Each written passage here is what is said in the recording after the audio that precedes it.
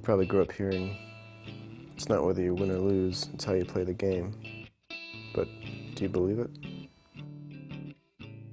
I've played soccer most of my life, long enough to understand its international nickname, the beautiful game.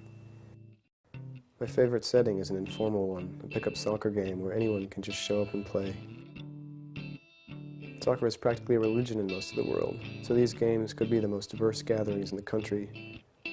I love both the cooperative and the competitive aspects of soccer, and at its best there's a balance between the two. But over the years I've started to notice places where competition and cooperation are out of balance in our society. We compete for grades and college admissions, jobs, promotions, social status, even for love. I started to wonder how big a toll competition takes on us. We compete because our whole society is framed on this, is grounded on the idea that it's not enough to be good, we have to be better than. We are unhappily in a workplace or a classroom where the only way I can succeed is if you don't. In the U.S., we're taught to compete from an early age. It's a stew we're stirred in from the start, where just about everything has been turned into a contest, from professional sports to reality shows, from political campaigns to our global economy. The management of every business has a continuing problem to improve their product to stay ahead of competition, or else. Many of us have to worry that we'll be fired if we don't surpass our coworkers. Competition can make us more productive and innovative, but according to many studies, that's often not the case. The research overwhelmingly shows, and surprisingly shows, that competition not only is not required for excellence, typically its absence is required.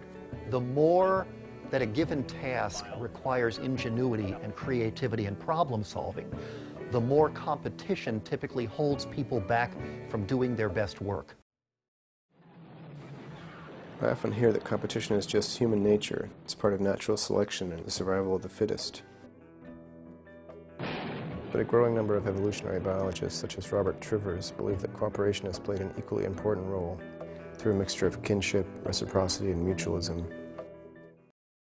Competition gives the greatest good to the greatest number by continually producing more and better goods at lower prices. The business which fails to give the consumer as much value as a competitor gives often goes bankrupt. Most economists would agree that competition offers an efficient way to set prices, allocate resources, and ensure that supply meets demand. That's how markets work. That's what Smith described. So that's the benefit. That's the good news. Yet it also leads to wasteful marketing, environmental and safety negligence, lower wages, and exploitation of poorer countries. There have to be some moral foundations that limit competition. Labor unions, minimum wage laws, environmental protection laws. We have to think about ways of restraining it such that the competition is civilized and fair. As I looked more deeply at competition, I discovered some inspiring alternatives. A movement towards cooperative learning has been gathering momentum in schools. Instead of being asked to compete with one another, students are asked to work together.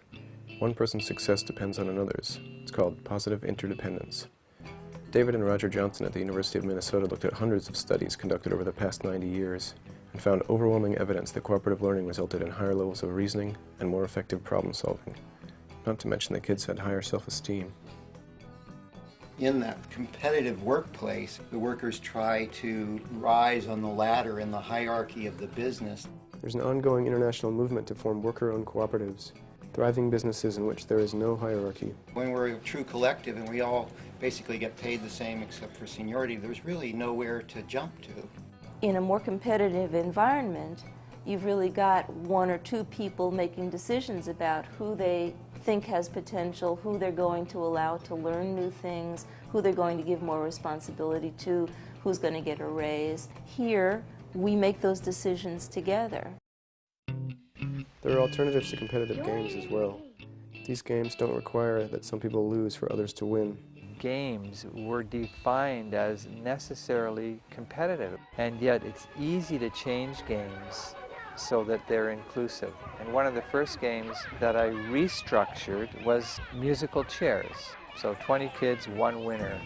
It was a simple restructuring of the game where everyone has to be a part of the remaining chairs. That's the essential feature. You're not rejecting people, you're not putting people down, you're freeing everyone to have a good time, and the outcome is based on working together.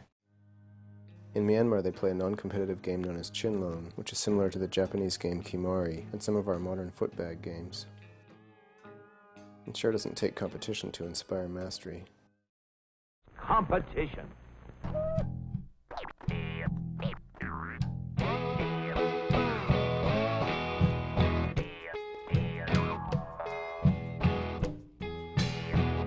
Competition does have its place, but often it separates us when we could be drawing on each other's strengths and natural interdependence.